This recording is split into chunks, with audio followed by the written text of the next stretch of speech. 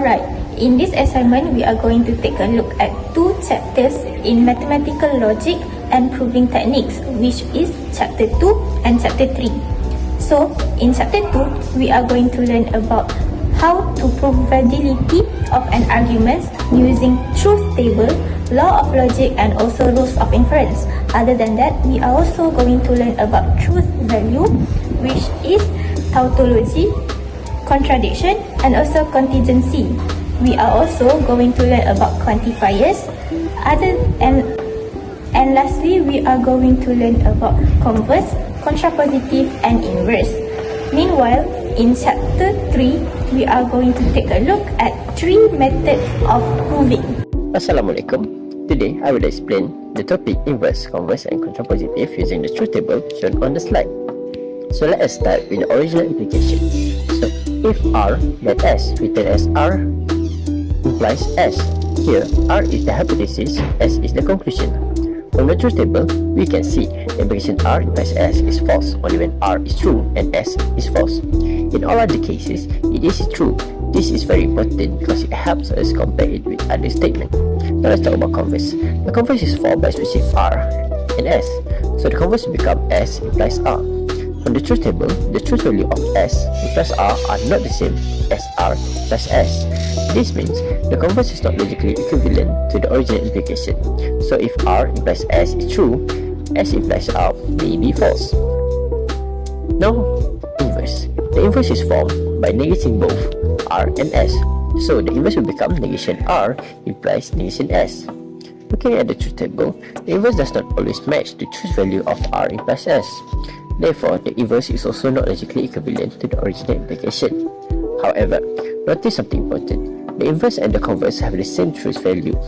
This means they are logically equivalent to each other. Last but not least, contrapositive. The contrapositive is formed by switching R and S negating both. Contrapositive will become negation S implies negation R. From the truth table, the truth values of negation S implies negation R are exactly the same as R implies S. This means the contrapositive is logically equivalent to the original implication. S is true. The contrapositive must so if R implies S also be true. Conclusion. Based on the truth table, implication R implies S equals to contrapositive negation S implies negation R. And converse, S implies S equals to inverse negation R implies negation S. But implication is not equivalent to its converse or inverse. So in conclusion, the truth table helps us clearly see the logical relationship between implication, converse, inverse, and contrapositive. Understanding this concept is important in logic, mathematics, and proof. Now, in this slide, I will explain 2 important concepts in logic, which are tautology and contradiction, using the truth table shown. First, let us look at the tautology. Tautology is a logical statement that is always true, no matter whether the individual statements are true or false. The truth table on the left, we have 2 statements, A and B.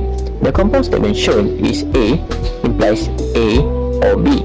Let us observe the final column of the truth table.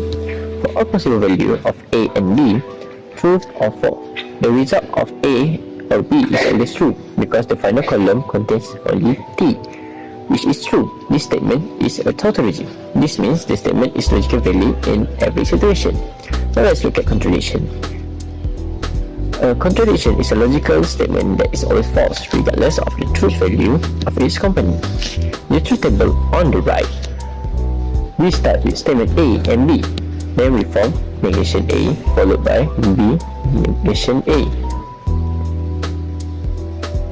Finally, we evaluate A and B and negation A. Looking at the last column, the result is false for all combination of A and B. There is no case where the statement becomes true, since the final column contains only F, which means false. This statement is a contradiction. This happens because a statement cannot be both true and false at the same time, such as B and not A, given the concept of contingency in logic using a truth table. So what is contingency? A contingency is a logical statement that is sometimes true and sometimes false, depending on the true value of its component statement. This means it is not always true, so it is not always a tautology, and it is not always false, so it is not contradiction. So let us consider a compound statement involving two simple statements A and B. For different combination of A and B, in some rows of the truth table, the final result is true. In other rows, the final result is false. Because the final column contains both true and false, the statement is classified as contingency. This shows that the true value of the statement depends on the situation, not fixed like tautology or contradiction. So, to summarize, tautology, final column is all true, while contradiction, final column is all false. So, contingency implies that final column has a mix of true and false. So, for conclusion, a contingency is a logical statement whose truth value varies based on the truth value of each component. Truth table helps us identify contingency clearly by showing all possible cases. Now we are going to take a look at how to prove validity of arguments using rules of inference. Firstly, we have to identify the premises. In this question, we get P implies Q, R implies S, Q or S implies P, and negation P. And the final result should be negation P and negation R. So, for rules of inference, firstly, we have to write down the premises that we identified just now. So, number 1, P implies Q, 2, R implies S, 3, Q or S implies T, and 4, negation T. Next, we can use modus tollens, which we will get negation Q or S. Next, we will use De Morgan's, and we will get negation Q and negation S. After that, we will use simplification, and we will get negation Q. Then, we will use again modus tollens, and we will get negation P. After that, we will again use simplification, and we will get negation S. And then, for the third time, we are going to use modus tollens, and we will get negation R. Lastly, we will use conjunction, and we will get our final answer, which is negation P and negation R. Okay, so this slide shows a truth table used to analyze the logical statement, which is negation bracket R or S implies T, or R implies T and S implies T. So step 1, we need to identify the variable. We start with 3 propositional variables, which is R, S and T, each of which can be either true or false. Step 2, we need to put the truth table. All possible combination of truth values for R, S and T are listed, resulting in 8 rows. Step 3, evaluate each component. Next, we evaluate each part of the statement step by step. First, R or S, then bracket R or S implies T. After that, we apply negation, which is negation bracket R or S implies T. Then, we also evaluate R implies T and S implies T. Then, combine them using N bracket R implies T and bracket S implies T. Okay, so the final step is final evaluation. Finally, we combine both major parts using OR, which is negation bracket R or S implies T, or R implies T and S implies T. Okay, so for conclusion, as we can see from the last column, the statement is true for all possible true value of R, S, and T. Therefore, this logical statement is a tautology. Next, I will explain the second truth table. This slide shows a truth table used to check whether a logical implication is valid or not. Okay, so first we are giving this statement, which is negation P equivalent to Q and P equivalent to negation Q logically implies to negation Q implies P. First step, we need to list all possible truth value. We start by listing all possible combination of true values for proposition and true true, true false, false true, and false false. Okay, so step 2, we need to evaluate each component. We will calculate the true value of the negation and follow by each compound statement step by step. This will help us ensure that each column in the truth table is correctly derived. For the step 3, we need to combine using AND. Then, the result is true only when both statements are true. For the step 4, we need to check the implication. We will evaluate the implication from the left-hand side to the right-hand side. Any implication is false only when the antecedent is true and the consequent is false. So from the truth table, we can see that the implication column is true for all possible cases. Therefore, the statement is logically implied. This means the implication is a tautology. Okay, now we continue with the question 2 for law of logic. So in this question, we have to determine is P by conjunction with Q and negation Q is logically equivalent to negation P or Q. So the first step, we use the definition of biconditional to replace the biconditional sign. So it will become P implies Q and Q implies P and negation Q. After that, we use definition of implication to replace the implication sign. Today, I will be present to you about topic quantifier, how to recognize a quantified statement. There are 3 main things to look for when identify a quantified statement. First, the statement must contain a quantifier. Second, there must be a universe of discourse, or we call it as domain. Third, there must be a condition or event that happens. There are 2 types of quantifier. The first is the universal quantifier. It uses keywords such as every or all. The second is the existential quantifier. It uses keywords such as some or at least. Now let us look at true value. For example, Px is x plus 2 is an even integer universe. Determine whether P7 and P4 are true or false. When x equal to 7, 7 plus 2 equal to 9, which is 9 is an even integer, so the statement is false because 9 is odd number. When x equal to 4, 4 plus 2 equal to 6, which is 6 is an integer, so the statement is true. Next, we will translate quantity statement into symbolic logic. For example, the statement, every student in the class has a headphone and a laptop. X represents student in this class. Px means X has a headphone. Qx means X has a laptop. The symbolic logic form is universal X, Px, and Qx. Negate symbolic logic. For example, there exists X more than 3 or Y less than 4. X plus Y more than or equal to 0, then XY less than or equal to 0. The negation of this question, all X more than 3, there exists Y less than 4. X plus Y more than or equal to 0 and XY more than to 0. This shows how quantifiers switch when a statement is negated. I will explain forward and backward method. The question is, if 3 divided n, then 2n squared minus 3n is divisible by 9. A is 3 divided n. B is 2n squared minus 3n is divisible by 9. Step B1 is 2n squared minus 3n equal to 9h. K element set of integer.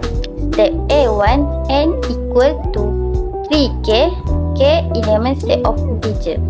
Step A2 is 2 times bracket 3k bracket square minus 3 times 3k equal to 9 times bracket 2k square minus k bracket. Let S equal to 2k square minus k. For step A3 is 2n square minus 3n equal to 9s. S element set of integers. So A3 equivalent B1. Now, let's move on to choose method. First of all, let's look at the question. If fx is equal to x minus 2 power 2 and gx is equal to x plus 4, then g more than and equals to f on the set S equals to x element to real number 0 less than and equals to x less than equals to 5. Now let's start. So first of all, A will become fx equals to x minus 2 power 2 and gx will become x plus 4. So for B, we're going to get g more than and equals to f on set S x element real number 0 less than and equals to x less than and equals to 5. After that, B1. For all x element S, gx more than and equals to fx. For A1, we're going to choose y element S. Then for B2, you're going to get gy more than and equals to fy. For A2, gy minus fy more than and equals to 0. After that, A3 become y plus 4 minus y plus 2 power 2 more than equals to 0. Then become y plus 4 minus y square minus 4y plus 4 more than equals to 0. After that, become y power 2 plus 5y more than equals to 0. Last but not least, y 5 minus y more than equals to 0. So for F4, we're going to get y more than equals to 0 and 5 minus y more than equals to 0, that which is from y less than equals to 5. So for E5, we're going to get 0 less than equals to y and y less than equals to 5, which is going to be y more than equals to 0 and y less than equals to 5. So how do we get this? We get this from real number line. So from real number line, we can see here in the slide that we only get in between 0 and 5. So that's why we get y more than equals to 0 and y less than equals to 5. So for A6, we're going to get y 5 minus y more than equals to 0. So last but not least, A7, gy minus fy will be equal to gy more than and equals to fy. So conclusion is A7 is equals to B2, which means the answer is correct. Now, I will show you how to use mathematical induction method for this question. So we have 3 steps in mathematical induction. The first step is we have to show that P0 is true. Second step, we have to assume Pn is true. And the third step is we have to show that Pn plus 1 is true. So here the word solution. So for the first step, we have to show that left hand side and right hand side is same when we replace the P0. So like you can see, we get for left hand side we get 1 and for the right hand side we also get 1. So the conclusion is left hand side equal to right hand side, then P0 is true. So second, we assume Pn is true. Okay, next, for the third step, we have to show that for right hand side, we replace it with Pn plus 1. And it will get the same answer for left hand side when we replace it with Pn plus n plus 1 th. So like you can see, we get for both sides, we get the same answer, which is 1 minus Pn plus 2 over 1 minus P. So the conclusion is when right hand side and left hand side is same, Pn plus 1 is true. Mathematical logic serves as the fundamental framework for rigorous and systematic reasoning. It ensures precision, consistency, and validity in mathematical arguments, making it indispensable in the construction of sound proof. Furthermore, the understanding and application of proof technique, such as direct proof, proof by contradiction, proof by contrapositive, and mathematical induction are essential for verifying the truth of mathematical statement. This technique provides structured approaches that strengthen the reliability of conclusion drawn. Logical reasoning also plays a crucial role in organizing proof coherently, allowing arguments to be presented clearly while minimizing ambiguity and errors. Beyond theoretical mathematics, the principles of all logic and proof techniques have wide-ranging application in problem solving across disciplines including computer science, engineering, and physics, highlighting their practical significance. In addition, engagement with mathematical logic fosters critical thinking, analytical reasoning, and a deeper appreciation of mathematics as a unified and coherent discipline.